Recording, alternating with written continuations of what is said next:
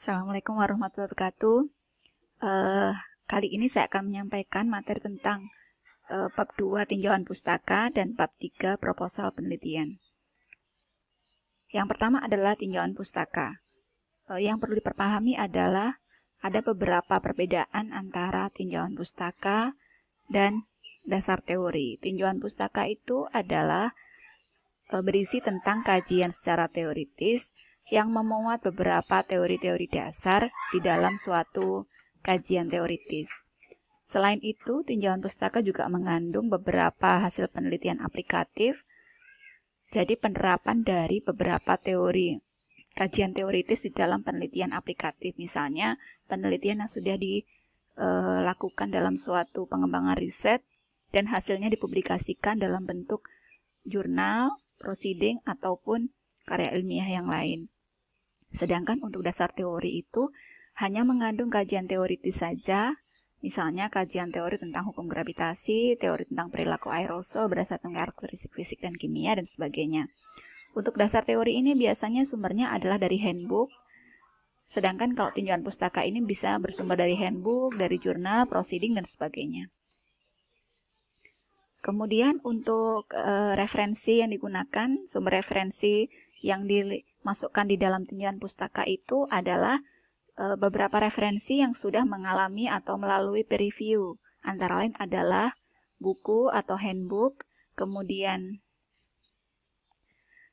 jurnal atau proceeding, dan beberapa hasil penelitian yang lain, misalnya tugas akhir, tesis, disertasi, dan sebagainya.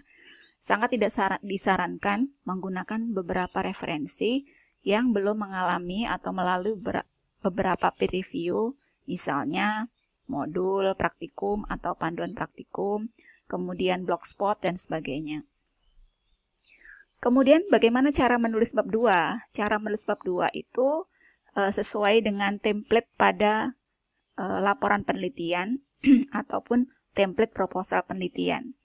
Jadi semua informasi yang dibutuhkan seorang pembaca dalam memahami penelitian Anda itu sudah ada di bab 2. Jadi jika pembaca bingung apa itu penelitian Anda atau hal-hal yang bersifat teknis dalam penelitian Anda, mereka bisa mencari tahu di bab 2. Kemudian urutan penyampaian di dalam bab 2 itu disesuaikan dengan tingkat kepentingan atau urgensinya. Biasanya ini disesuaikan dengan judul. Jadi kalau misalnya kita membahas tentang keandalan, berarti bahasan pertamanya adalah keandalan. Kalau kita membahas tentang particulate matter, berarti di bab 2, di bab bagian awal itu kita membahas tentang particulate matter. Kalau misalnya ada bagian di dalam particulate matter yang perlu dijelaskan, misalnya cara pengukuran particulate matter dan sebagainya, berarti itu ada di subheading-nya. Jadi disesuaikan dengan urgensi atau tingkat kepentingannya. Kemudian, jika menggunakan beberapa subheading atau sub-subheading, maka sebaiknya maksimal 4 digit. Jadi misalnya 2.1.1.1. Kalau lebih dari 4 digit, tidak disarankan. Anda bisa menggunakan beberapa poin, misalnya A, B, C, D, dan seterusnya, atau menggunakan 1, 2, 3, dan seterusnya. Jadi itu akan memudahkan pembaca untuk memahami. Jika Anda menggunakan subheading yang terlalu banyak, maka akan membingungkan.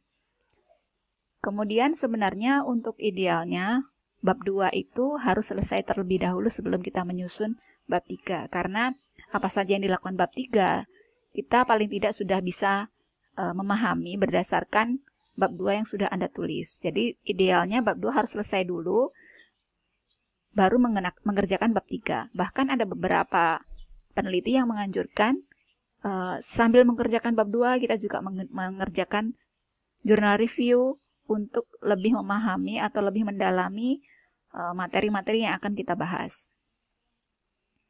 Kemudian, di dalam penulisan, baik itu gambar, tabel, ataupun diagram alir misalnya, dihindari atau sebaiknya menghindari beberapa tindakan-tindakan seperti snapshot, screenshot, dan sebagainya, karena hal ini akan menunjukkan seberapa besar effort Anda untuk menulis proposal. Dan juga selain itu estetikanya juga akan kurang bagus. Jadi sebaiknya ditulis menggunakan aplikasi Word biasa. Kalau tabel ya menggunakan tabel, kalau gambar ya berarti Anda harus menggambar tersendiri. Atau kalau misalnya gambarnya bisa dilakukan, kemudian beberapa editing bisa dilakukan untuk tulisannya. Jadi kalau tulisan proposal atau laporan penelitian dalam bahasa Indonesia, berarti gambarnya juga harus dalam bahasa Indonesia. Kemudian demikian juga sebaliknya. Kemudian jangan lupa kalau misalnya kita menuliskan di dalam suatu publikasi untuk gambar dan sebagainya, jika kita mengambil pada suatu karya ilmiah, baik itu handbook, jurnal, proceeding, dan sebagainya, itu sebaiknya harus permisi atau minta izin dulu kepada penulis aslinya. Kemudian untuk kutipan, jangan lupa menuliskan citasinya atau kutipannya atau sumber kutipan. Kalau misalnya menggunakan software, beberapa software untuk database referensi itu lebih bagus, misalnya EndNote, kemudian Mendeley, dan sebagainya. Kemudian yang keempat adalah jika menggunakan bahasa asing, maka sebaiknya harus miring, entah itu bahasa Inggris atau bahasa yang lain, harus dimiringkan.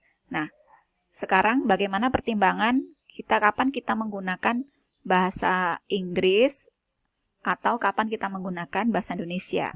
Jika Anda yakin bahasa Inggris, istilah bahasa Inggris atau istilah bahasa lain itu jika diterjemahkan ke dalam bahasa Indonesia itu tidak merubah makna yang sebenarnya, makna yang Anda maksud, berarti itu digunakan bahasa Indonesia saja. Tetapi jika istilah asing itu diterjemahkan di dalam bahasa Indonesia itu menimbulkan kekhawatiran perubahan makna, maka sebaiknya tidak usah diterjemahkan. Ditulis dalam bentuk bahasa aslinya. Kemudian untuk bab 3 atau metode penelitian, apa saja yang harus ditulis dalam bab 3 itu adalah keseluruhan bagaimana Anda melakukan penelitian tersebut. Jadi, how to do your research. Jadi, baik itu mulai langkah-langkah atau tahapan penelitian. Kalau misalnya menggunakan sampel atau populasi, silahkan ditulis bagaimana menentukan sampelnya, jumlahnya berapa, dan sebagainya. Cara memperoleh jumlah sampel tersebut bagaimana, juga harus dijelaskan di dalam bab 3. Kemudian, data, jenis data. Data apa saja yang diambil? Apakah data itu data primer, data sekunder? Kemudian bagaimana cara mengumpulkan datanya? Kemudian instrumen apa saja yang dibutuhkan? Misalnya pakai checklist, pakai kuesioner, atau pengukuran langsung, dan sebagainya. Kalau menggunakan alat ukur, berarti alat ukurnya juga harus dijelaskan. Plus dengan spesifikasi alat tersebut. Jadi kalau alat ukur yang digunakan itu wajib menuliskan spesifikasinya.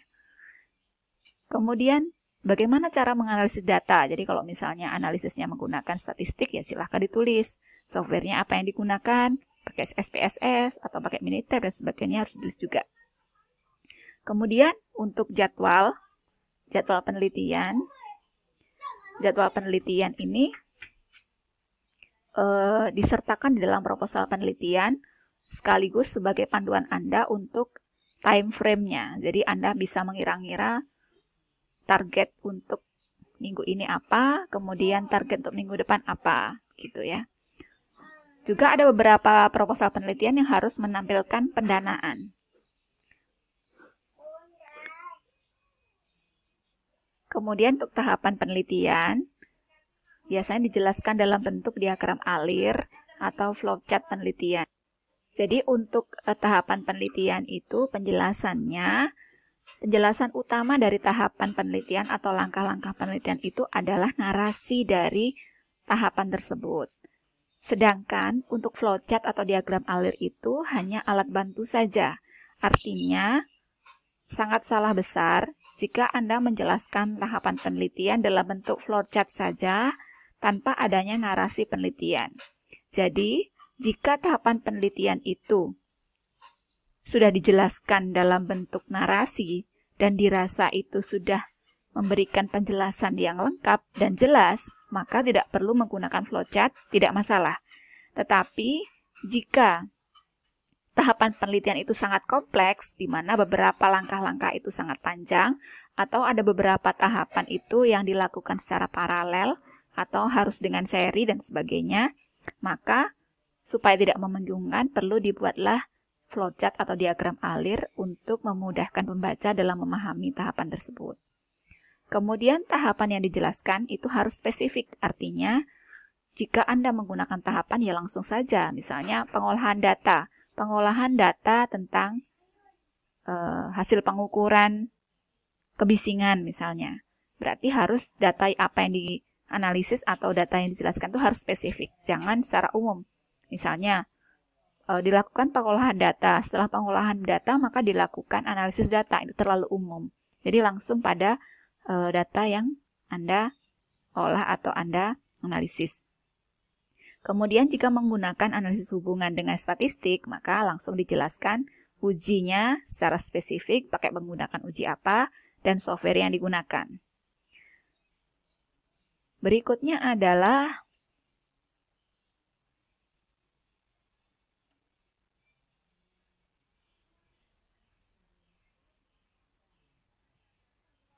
demikian tentang bab 2 dan bab 3 dari suatu proposal penelitian. Semoga bermanfaat. Jangan lupa silakan di-subscribe dari channel saya. Kemudian silakan tunggu untuk channel berikutnya. Terima kasih. Assalamualaikum warahmatullahi wabarakatuh.